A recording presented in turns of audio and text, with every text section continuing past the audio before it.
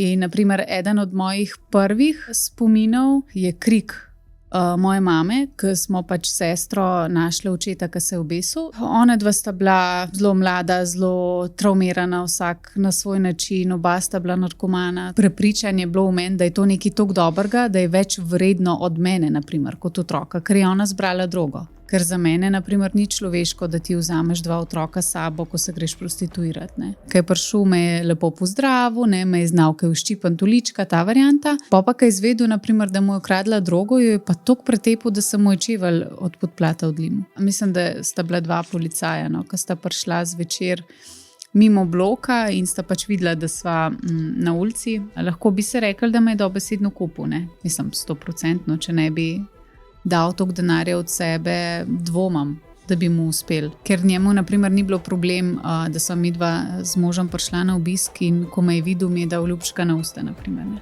Pri 10 letih, seveda, sem vedela, da se me je že neprimerno dotikal na eni od teh seans, ki jih je on pač izvajal. Pri 15 sem jaz v bistvu izvedela, da sem noseča.